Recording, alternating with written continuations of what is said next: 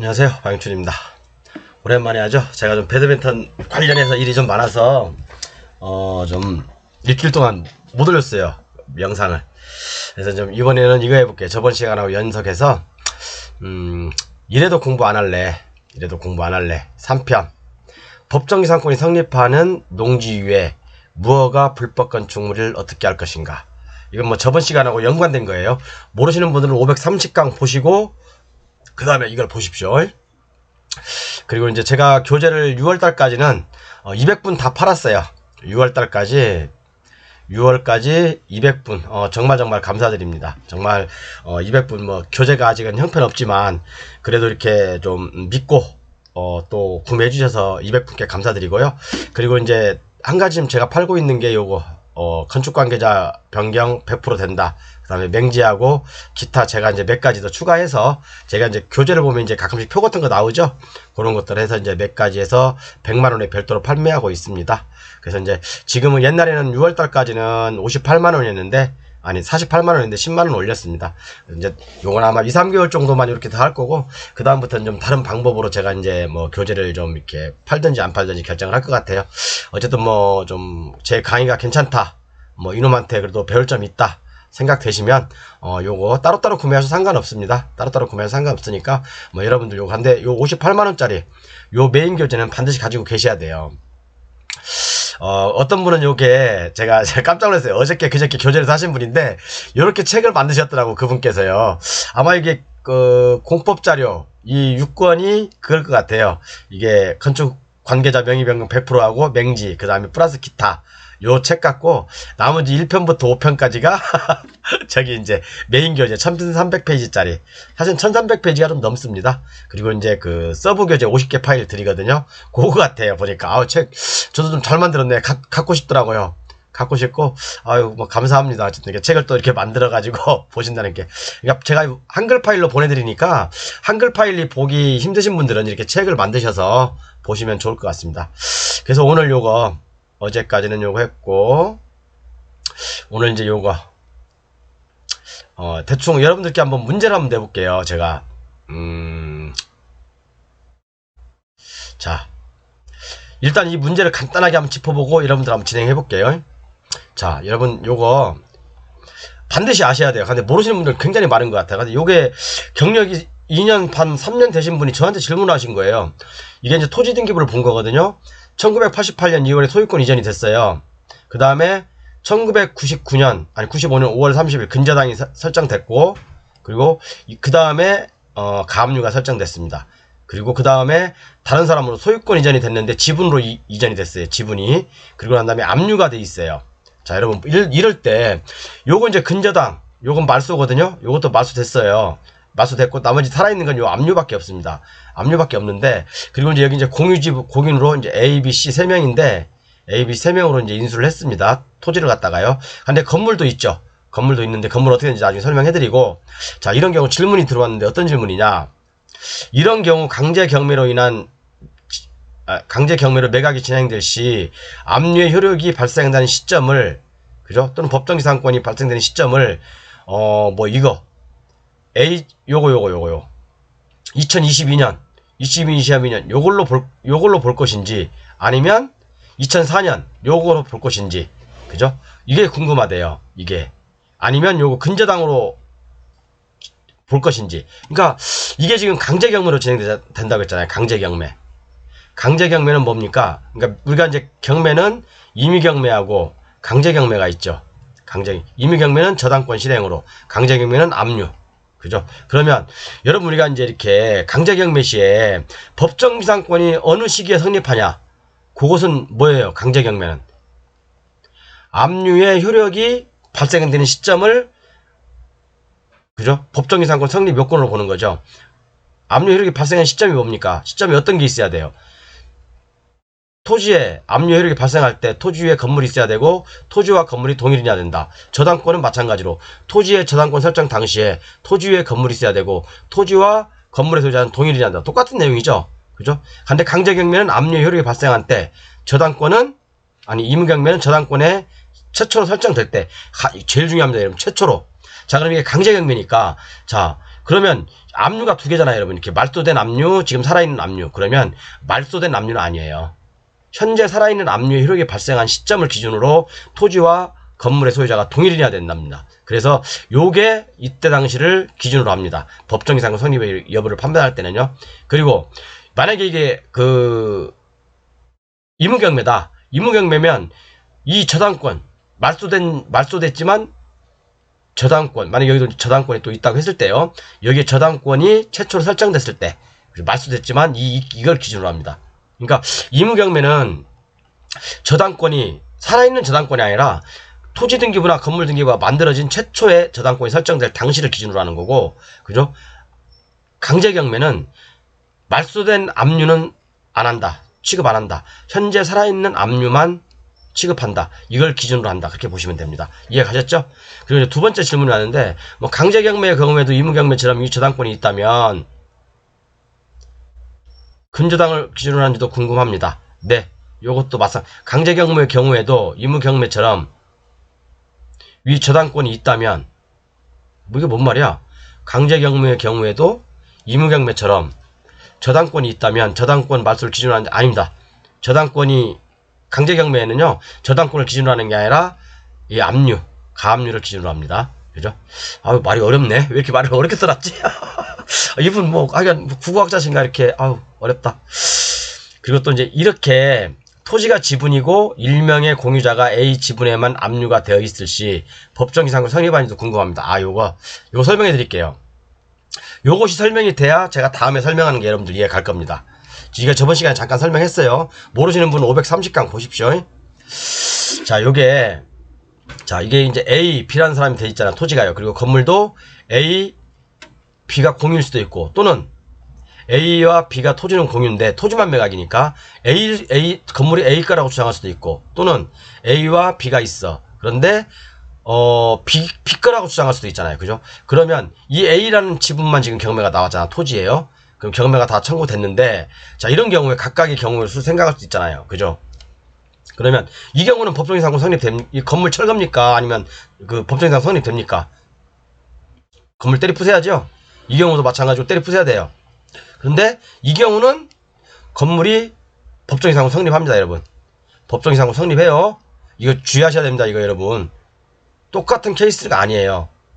주의하셔야 된다고. 이런 경우라고 한다면 법정이상권 성립합니다. 자, 그래서 넘어가 볼게요. 이건 이해 가셨죠? 이제 어느 분이 질문한 거라 제가 좀 질문에 대한 답을 한 거예요. 자, 이게 이제 문제가 어떤 거냐면, 자, 요런 물건이, 요 비슷한 물건, 요거. 그래서 이제 제주특별시, 요 물건하고 좀 비슷한데, 어딨어? 최근 열람 물건.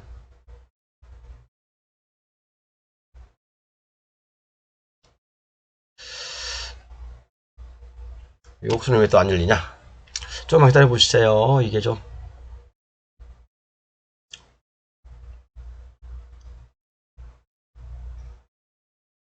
왜 이래, 얘? 옥션아. 로그인 안 됐나? 로그인 했는데?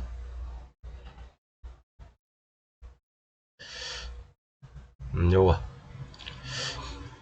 자, 이런 경우가 비슷해요. 이제 이게 다시 지분이 아닌 것 뿐이지. 자, 여러분. 과수원, 농지지요. 건물은 매각 제외. 그럼 법정이상권 성립해야지 있겠죠. 자, 농지가 이렇게 있어. 그러면 건물이 있어. 이게 그러면 농지위에 법정이상권이 성립해버리면 이 건물이, 법정이상권은 무허가 미등기도 관계없죠. 불법 건축물도 관계없습니다. 무허가 미등기도 상관없고, 자, 농지위에 건물이 있어. 그럼 이게 법정이상권이 많이 성립한다 합시다. 그러면 내가 낙찰을 받았어. 내가 낙찰을 받으면 어떤 일이 벌어질까요? 자, 나는 이 건물을 철거한다는 조건으로 농지증을 받겠죠. 그러면 자, 낙찰을 받고 한참 있다가 국가에서 나한테 이행강제입니다. 왜 이거 철거하세요? 철거명령이 나오겠죠. 농지로서 원상복구하세요. 근데 왜 이건 법정이상권이 성립되니까 난 철거도 못하고 있어. 그죠? 그러면 이행강제금 나오겠죠. 또다시 처분명령 나오겠죠. 자, 이행강제금 공시지가의 25%예요, 여러분. 그죠? 그럼 이거 4번만 쳐맞으면 내 땅 몰수당한다. 이해 가셨죠? 그렇기 때문에 이런 경우는 상당히 조심해서 판단을 해야 되는데, 이제 어느 분이 질문 준 것 중에 하나가 이거예요. 전 시간에 반드시 같이 보셔야 돼요. 질문 준 게 뭐냐면 요거. 자, 이게 농지예요, 농지. 농지래요. 농지에 건물이 있답니다. 그죠? 근데 이건 건물은 미등기 무허가 건물이라 매각에서 제외. 그러니까 토지만 매각이 있죠. 토지만 매각. 근데 문제는 뭐냐면 지분 경매예요. 토지가 n분의 1로 지분 경매. 그 다음에 강제 경매입니다. 강제 경매. 강제 경매. 그러면 이건 압류를 기준으로 해야 되겠죠. 그죠? 그 다음에 건물은 매각제외, 토지만 매각. 그러면 법정이상권 성립여지 있음. 그죠? 이해 가셨죠? 그 다음에 농지니까 농지증도 받아야 되겠고. 그죠? 만약에 이게 법정이상권 성립해버린다면, 나는 잘못하면 낭패를 볼 수 있겠죠. 근데 여러분, 우리가 이 건물이 견고한 콘크리트 건물이라고 한다면 정말 철거하기 만만치 않겠죠. 그리고 법정이상권까지 성립한다면 이 건물 어떻게 할 겁니까? 대부분 비도시 면지역 또는 도시 외곽 지역에는요, 농지 이외에 이런 건물들이 많이 있어요. 단독주택이라든가 농가주택이라든가 아니면 농가 관련 어떤 시설이라든가 그런 것도 많이 있습니다. 이런 것들이 대부분 등기가 되어 있지 않고 건축물 대장이 없는 것도 많아요. 그죠? 등기되지 않고 건축물 대장이 없는 것도 굉장히 많다. 그럼 여러분들 이거 어떻게 처리하실 거예요? 이거 어떻게 처리하실 건데? 제가 한번 요거 부분에 대해서 한번 이 시간에 소상히 한번 시간의 흐름에 따라서 설명을 해드릴게요. 자,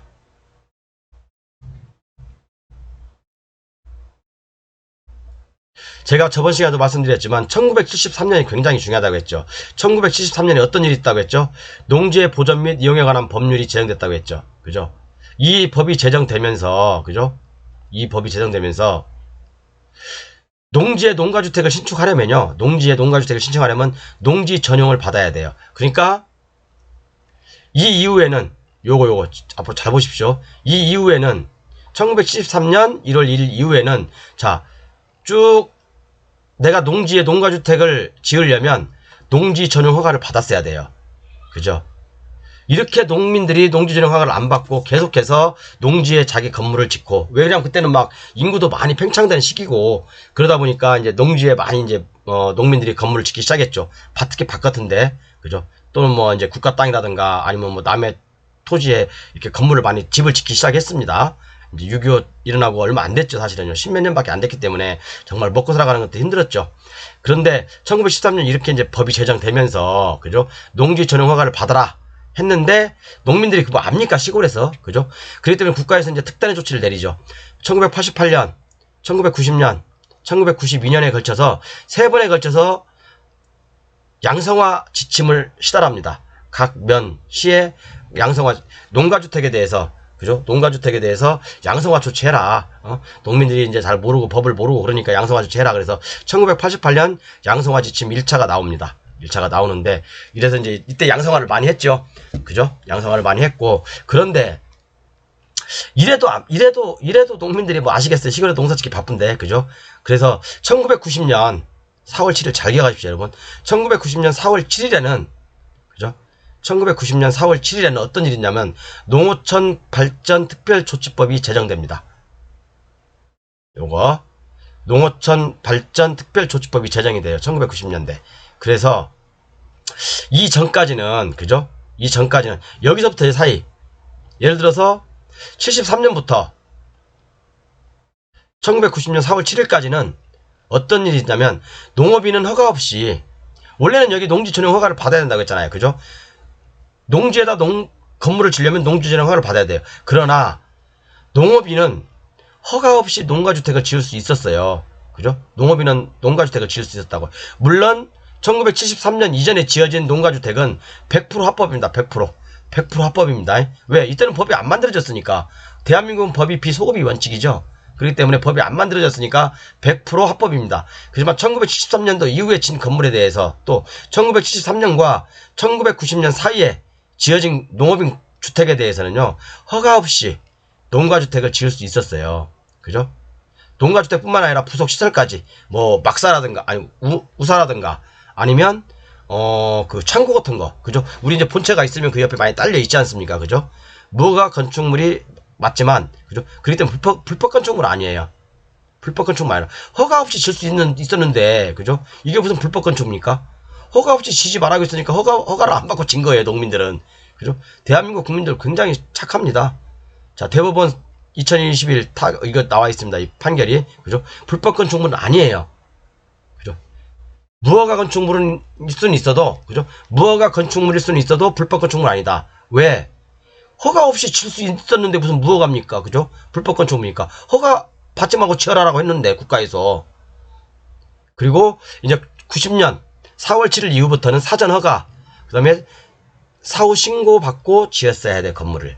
그죠? 그리고 또 하나 중요한 사실이 언제 일어나냐면 2006년 5월 8일 어버이날이라고 제가 기억하라고 했죠.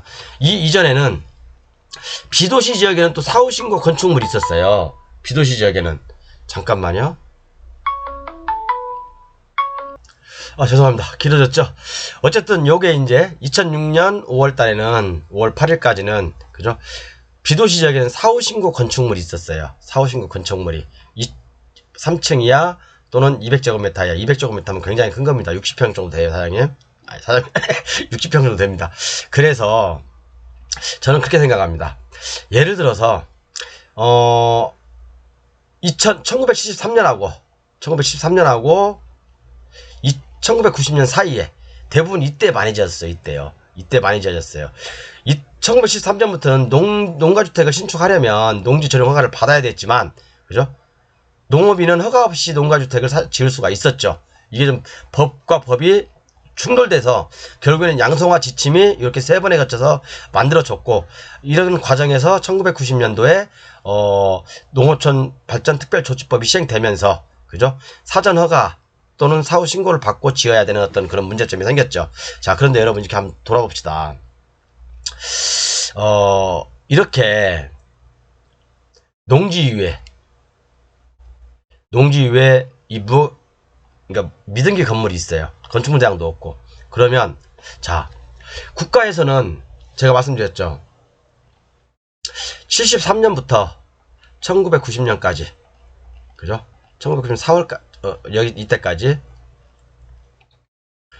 자, 이 건물이 예를 들어서 1988년도라고 합시다. 1980년도라고 합시다. 그러면 국가에서는 농지 위에 건물이 지어져 있으면, 그죠?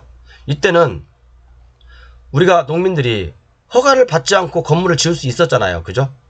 그럼 이게 무허가는 맞죠? 그죠? 무허가는 맞아요. 지금 법으로 얘기하면. 그렇지만 그때 당시 돌아가면 합법적인 건물이란 얘기죠. 합법적인 건물. 그죠? 그런데 제가 예를 들어서 이걸 시청에다가 물어봤어. 아니면 면사무에다 물어봤어. 그럼 지금 현재 이거 이행강제금 때리고 있냐? 안 때리고 있대요. 왜 안 때리냐? 자기도 모른대요. 자기도 모른대. 그러면 제가 그랬어요.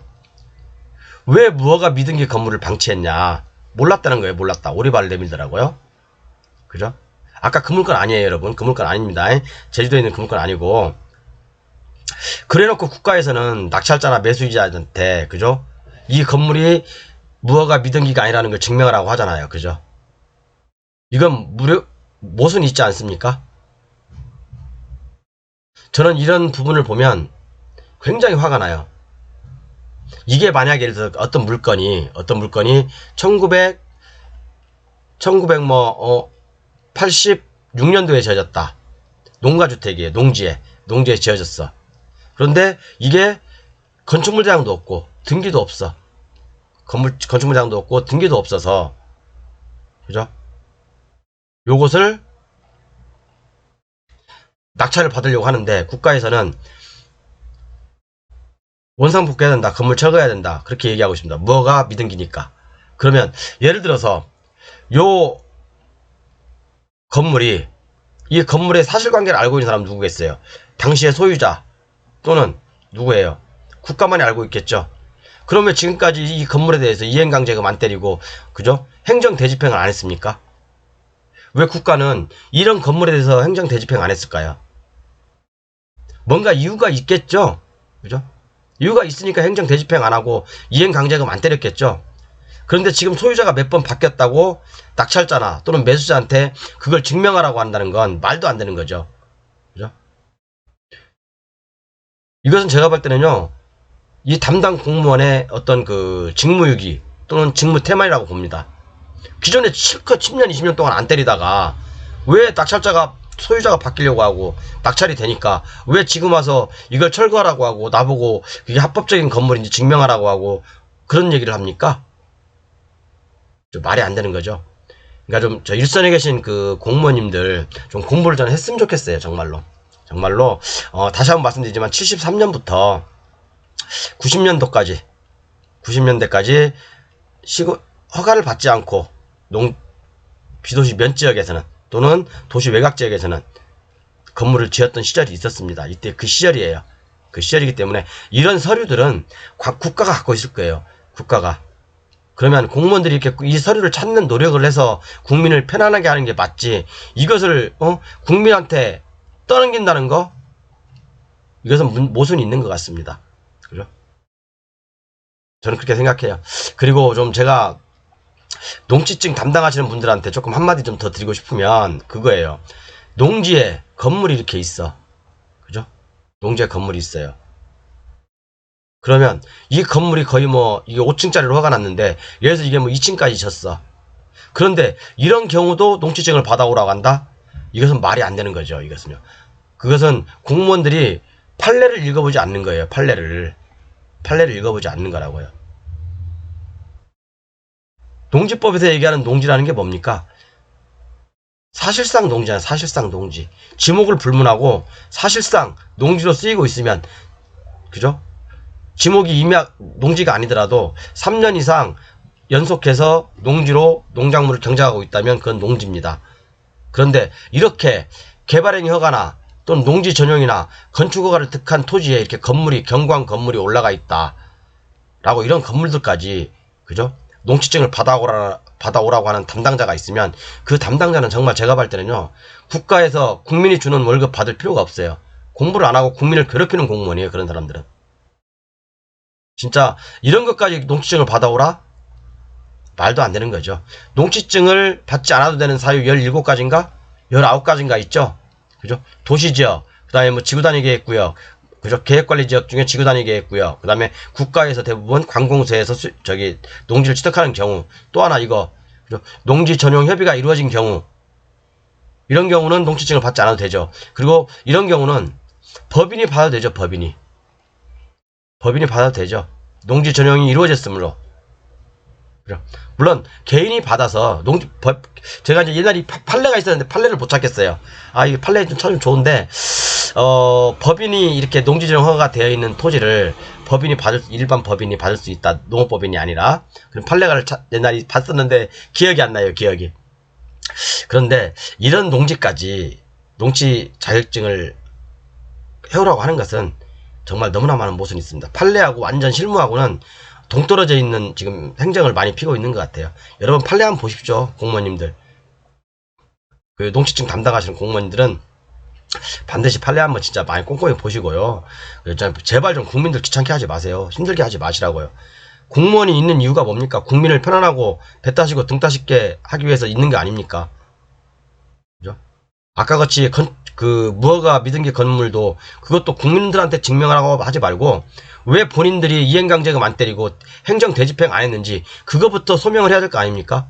하물며 항공사진으로 찍으면 진짜 대마초 키우는 것도 다 보는 세상인데, 그리고 유방건축물도 다 보는 상황인데 그거 못 봤다는 건 말이 안 되는 거죠. 그죠? 그러면 본인들부터 반성해서 본인들이 먼저 왜 지금까지 이행강제금 안 때렸고 왜 지금까지 행정 대집행 안 했는지 본인들부터 법을 위반하지 말아야죠. 안 그렇습니까? 그것을 왜 국민들한테 떠넘깁니까? 예를 들어 아까 같이 농지 위에 건물이 있는 거 있잖아요.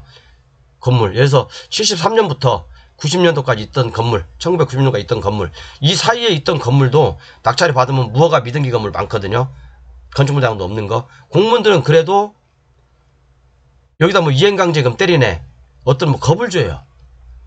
그러면 이렇게 지금까지 그러면 이 건물이 있었어. 그러면 이행강제금 안 때리고, 다시 말씀드려서 행정 대집행 안 했다는 것은 공무원들 잘못 아닌가요?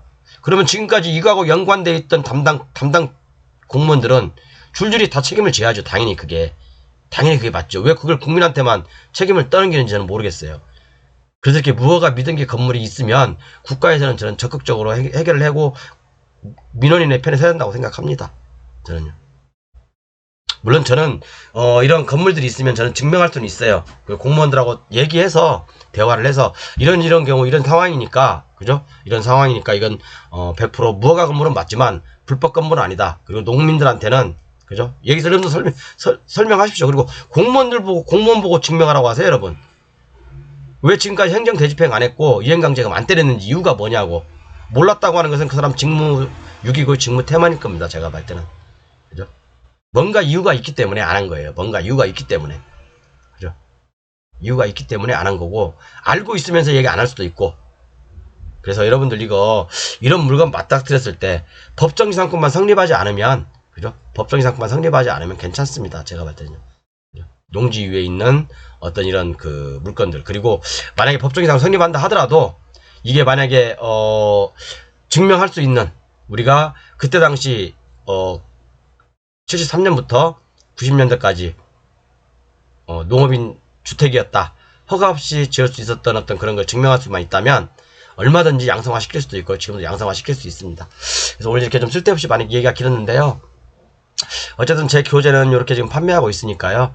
오늘도 지금 한 분이 구매해 주셨어요. 우리 이제 그 기초나자 이제 그분이 정말 대단하신 분이에요. 오늘 바로 100만원 또 구매해 주시더라고요. 어쨌든 여러분 요거 다른 건 모르겠어요. 요거 메인 교재 1300페이지짜리하고 보조 교재 50개. 요거 58만원이거든요. 이제 저번 달에 48만원에서 58만원 올렸습니다. 이제 다음 달에는 또 78만원 올릴 거예요. 이제 제가 68만원으로. 근데 결국에는 제가 이제 요것도 100만원으로 맞출 거거든요. 올해 안에. 근데 사실은 남들한테 공개하기 조금, 저도 어려운 부분들이 많았지만, 그래도 이렇게 좀 저렴하게 해드릴 때, 자료 만드십시오. 아까 제가 그분이 책 만든 거 보셨죠? 저도 그렇게 만들고 싶더라고요. 자료 다시 정리해서 저도 그렇게 이쁘게 좀 만들어야 될 것 같아요. 어쨌든 이렇게 좀 간단하게 했고요. 다음 시간에는 묘지에 대해서 얘기할 거예요. 묘지 3천만원을 낙찰 받아가지고 13억에 판 얘기하고 2억 투자해가지고 15억 번 얘기, 그 얘기를 할 겁니다. 다음 시간에는요. 감사합니다.